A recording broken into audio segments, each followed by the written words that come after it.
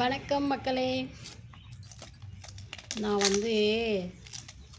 எங்கள் வீட்டுக்கார் என்னைய பொண்ணு பார்க்க வந்தது, கல்யாணம் முடித்தது, இதை பற்றி உங்கள்கிட்ட சொல்லலான்னு நினைக்கிறேங்க. ஏன்னா அது என் வாழ்க்கையில் ஒரு பெரிய நிகழ்வாக நடந்தது.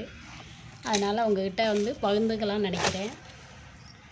எப்படின்னு பார்த்தீங்கன்னா, நான் +2 வரைக்கும் படிச்சிருக்கேங்க. +2 வரைக்கும் படிக்கும்போதும் எனக்கு தாய்மாமா மகன் இருந்தாங்க. அவங்கள தான் கட்டதாக பேச்சு. தாய்மாமாவுக்கு 3 மகங்க. 3 மகங்களில் நடுவில் மகனுக்கு கட்டுறதா சொல்லியிருந்தாங்கங்க. நான் பார்த்திங்கன்னா ஒல்லியாக இருப்பேன் கல்யாணம் முடிக்கிறதுக்கு முன்னாடி. அப்போ பார்த்துட்டு எங்கள் மாமா மகன் இந்த பிள்ளைன்னு இவ்வளோ ஒல்லியாக இருக்குது, எனக்கு வேண்டாம் அப்படின்னு சொல்லிட்டாங்க. எங்கள் மாமாவும் எவ்வளவோ தாய்மாமா தங்கச்சி பொண்ணை கட்டிடணும் அப்படின்ட்டு எவ்வளவோ அவங்ககிட்ட கெஞ்சி கதறி பார்த்தாங்க. அவங்க முடியவே முடியாதுன்ட்டாங்க. எனக்கு பிடிக்கலை அப்படின்ட்டாங்க. சரின்னு சொல்லிட்டு அது ஒரு மனசுக்குள்ளே ரொம்ப வருத்தமாகவே இருந்தது.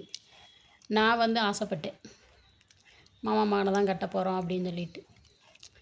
அதாவது பேசுவாங்க, பேசுவாங்க. ஆசைப்பட்டோம். பார்த்தது எப்போயாச்சும் ஒரு டைம் தான் பார்ப்போம். இப்போ தானேங்க ஃபோன் இருக்குது. அப்போல்லாம் எப்போயாச்சும் ஒரு தடவை லெட்ரு தான். அது கூட எங்கள் மாமா போடுவாங்க, அவங்க போட்டது கிடையாது. அந்த மாதிரி எனக்கு மனசுக்குள்ளே நம்ம மாமா மகனை தான் கட்ட போகிறோம் அப்படின்னு ஒரு ஆசை இருந்தது. அது இல்லைங்கும்போது நான் ரொம்பவே ஃபீல் பண்ணேங்க. அவங்கள எங்கள் அத்தை மக கல்யாணத்தில் ஒரு டைம் பார்த்தேன். பார்த்தா நம்மளை பிடிக்கலைன்னு சொல்லிட்டாங்களேன்ட்டு ஒரே அழுகை. அதுக்கடுத்து ஒரு டைம் நான் வேலை பார்க்குற மில்லுக்கு, பஞ்சு மில்லில் தாங்க நான் வேலை பார்த்தேன் கல்யாணம் முடிக்கிறதுக்கு முன்னாடி. அங்கே ஒரு டைம் வந்திருந்தாங்க. என்னை பார்க்க வரல, இன்னொரு பிள்ளையை பார்க்க வந்திருந்தாங்க. அங்கேயே பார்த்துட்டு என் கூட பேசலை. நானும் அந்த பிள்ளைங்க தான் நடந்து போகிறோம். அந்த பிள்ளையை கூப்பிட்டு பேசுகிறாங்க. அது எங்கள் ஊர் பிள்ளை தான். அந்த பிள்ளைகிட்ட பேசுகிறாங்க, என்கிட்ட பேசலை. அப்படி சொல்லிட்டு ஒரே அழுக. மில்லுக்குள்ளே போயிட்டு தாங்கவே முடியல, அப்படி அழுதேன். அதுக்கு பிறகு எங்கே பார்த்தோன்னா ஆமாம், எங்கள் அத்தை மக கல்யாணத்தில் ஒரு டைம், அடுத்து மில்லில் ஒரு டைம், அவ்வளோதாங்க. அதுக்கு பிறகு நான் பார்க்கல. அதுக்குள்ளே எனக்கு கல்யாணம் முடிஞ்சிருச்சு. அவ்வளோதாங்க. அது அவங்க பிடிக்கலைன்னு சொன்னது மனசுக்கு ரொம்பவே கஷ்டமாகவே இருந்தது. இப்போல்லாம் பொண்ணு கிடைக்காம அலைகிறாங்க. பொண்ணு எப்படி இருந்தாலும் பரவாயில்ல, என்ன ஜாதினாலும் பரவாயில்ல, கல்யாணம் பண்ணிக்கணும் அப்படின்னு நினைக்கிறாங்க. ஆனால் அந்த டயத்தில் நாங்கள் குமரி பிள்ளையாக இருக்கும்போது பார்த்திங்கன்னா, அவ்வளோ நகை வேணும், இவ்வளோ நகை வேணும், பொண்ணு என்ன இப்படி இருக்குது அப்படின்னு 1008 குறை சொல்லுவாங்க. நான் இருந்தது பார்த்திங்கன்னா ஒரு கிராமங்கும்போது அது வசதி இல்லாத வீடு. வசதி இருக்கிற வீடுனா நானும் போட்டி போட்டு கட்டிக்கிடுவாங்கங்க. வசதி இல்லாத வீடுங்கும்போது அப்போ ரொம்பவே ஒரு கஷ்டமான சூழ்நிலையில் தாங்க நான் இருந்தேன். குமரி பிள்ளையாக இருக்கும்போது எனக்கு கீழே என் தங்கச்சி ஒருத்தி வயசுக்கு வந்துட்டான். அவள் என்ன சொல்கிறா, உன்னால் தான் என் கல்யாணம் நின்றுக்கிட்டு இருக்கு, நீ கல்யாணம் முடிச்சு போய் தொலைஞ்சேன்னா தான் எனக்கு கல்யாணம் நடக்கும், அந்த மாதிரி சொல்கிறேன். அதை கேட்டுட்டு ஒரே அழுக. அந்த மாதிரி என் கல்யாணம் நடக்கிறதுல நிறைய அழுகையை தாங்க நான் சந்திச்சிருக்கேன். அதுக்கு பிறகு பார்த்திங்கன்னா, தாய்மாமா ஒருத்தர் இருந்தார். தாய்மாமாவுக்கு கல்யாணம் முடித்து தீர்ந்து விட்டாங்க. அவருக்கு 2ஆம் தரமாக கேட்டாங்க, கட்டிக்கோ நம்ம மாமா தானே அப்படின்ட்டு. முதல்ல தாய்மாமா மகனுக்கு கேட்டாங்க. தாய்மாமா மகன் வேண்டாம் அப்படின்னு சொல்லவும் தாய்மாமா கேட்குறாங்க. எப்படி இருக்கும் நமக்கு மனசு? நான் முடியவே முடியாதுன்ட்டேன். எங்கள் பெரியம்மா எனக்கு அவ்வளோ அட்வைஸ் பண்ணாங்க, கட்டிக்கோ செஞ்சுக்கோ அப்படின்ட்டு. நான் சம்மதிக்கவே இல்லைங்க.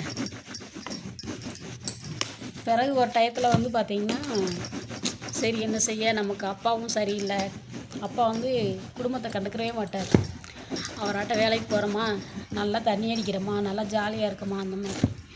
என் கூட பிறந்தது 6 பேர் என்னோட சேர்த்து. எனக்கு கீழே 2 தங்கச்சி 3 தம்பியே இருக்காங்க.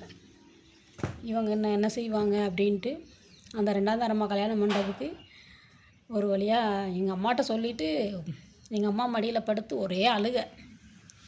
நான் மாமாவை கல்யாணம் பண்ணிக்கிறேன், சம்மதிக்கிறேம்மா அப்படின்னு சொல்லிவிட்டு எங்கள் அம்மா மடியில் படுத்துட்டு ஒரே அழுக. என்னால் சம்மதம்னு சொல்லிவிட்டு அவ்வளோ அழுதே. ஆனால் எந்த கடவுள் புண்ணியமோ என்னமோ எனக்கு எங்கள் வீட்டுக்காரர் வந்து அமைஞ்சிட்டாருங்க. ஆனால் இப்போ இருக்க பசங்களுக்கு வந்து பொண்ணு கிடைக்க மாட்டேங்குது. அப்போ நாங்கள் குமரியாக இருக்கும்போது பொண்ணை வந்து அவ்வளோ மட்டப்படுத்துவாங்க. காலம் மாறிக்கிட்டே வருதுன்னு எங்கள் மாமாவை எப்படி பார்த்து கல்யாணம் பண்ணோம் அப்படின்னு இன்னும் ஒரு வீடியோவில் சொல்கிறேங்க. ஓகே உறவுகளே, நம்ம வீடியோ பிடிச்சா லைக் பண்ணுங்கள். இது வந்து போலியான அழுகை கிடையாது, உண்மையான அழுகை. ஒரு சொந்தத்தை இழந்துட்டோமே அப்படின்ற ஒரு கவலை. இப்போ எங்கள் மாமா பார்க்குற இடத்துலலாம் சொல்லுவார், உனே கட்டாமல் போயிட்டேன், உனே கட்டாமல் போயிட்டேன். அது எதுக்குங்க வெத்து பேச்சு? என்ன உறவுகளே, சொந்தம் இருந்தால் கல்யாணம் பண்ணிக்கோங்க, உறவு வந்து நீடிக்கும். நான் இப்போ நல்லா தான் இருக்கேன், இருந்தாலும் சொந்த பந்தம் அப்படிங்கும்போது இன்னும் கொஞ்சம் கூடுதல் அன்பு பாசம் இருக்கும். Okay bye. நம்ம வீடியோ பிடிச்சா லைக் பண்ணி சப்போர்ட் பண்ணுங்கள் உறவுகளே. Okay bye.